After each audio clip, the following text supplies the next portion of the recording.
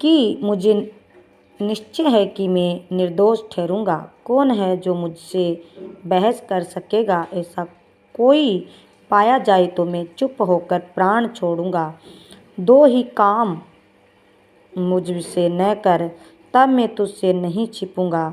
अपनी ताड़ना मुझसे दूर कर ले और अपने भय से मुझे भयभीत न कर। तब मैं तेरे बोलने पर मैं बोलूँगा और नहीं तो मैं प्रश्न करूँगा और तू मुझे उत्तर दे। मुझसे कितने अधर्म के काम और पाप हुए हैं, मेरे अपराध और पाप मुझे बता दे।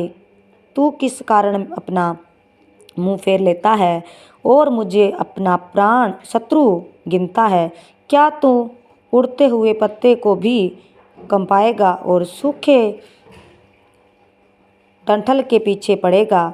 तू मेरे लिए कठिन दुखों की आज्ञा देता है और मेरी जवानी के अधर्म का फल मुझे भुगताता है। तू मेरे पाँव को कांठ में ठोकता है और मेरी सारी चाल चलन देखता रहता है।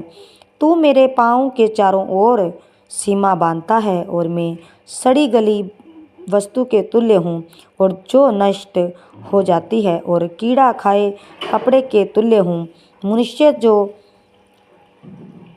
स्त्री से उत्पन्न हुआ होता है वह थोड़े दिनों का और दुख से भरा रहता है।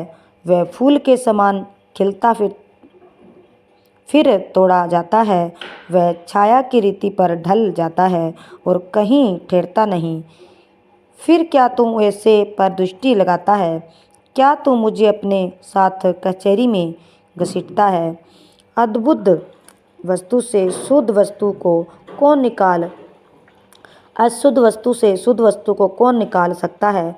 कोई नहीं। मनुष्य के दिन नियुक्त किए गए हैं और उसके महीनों की गिनती तेरे पास लिखी है और तूने उसके लिए ऐसी सीमा बांधी है जैसे वह पार नहीं कर सकता। इस कारण उससे अपना मुंह फेर ले कि वह आराम करे, जब तक कि वह मजदूर के समान अपना दिन पूरा न कर ले।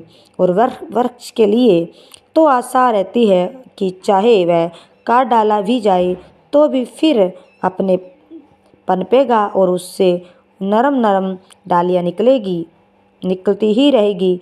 चाहे उसकी जड़ भूमि में पुरानी भी हो जाए और उसका ठंठ मुट्ठी मिट्टी में सूख जाए तो भी वर्षा की गंधक पाकर फिर वह फिर पनपेगा और पौधे के समान उससे शाखाएं फूटेगी। परंतु मनुष्य मर जाता है और पड़ा रहता है और जब उसका प्राण छूट गया तब वह कहाँ रहा? जैसे नील नदी का जल घट जाता है और जैसे महानंद का जल सूखते सूखते सूख जाता है, वैसे मनुष्य लौट जाता है और फिर नहीं उठता। जब तक आकाश बना रहेगा तब तक वह न जाएगा और न उसकी नींद टूटेगी। भला होता कि तू मुझे अधोलोक में छिपा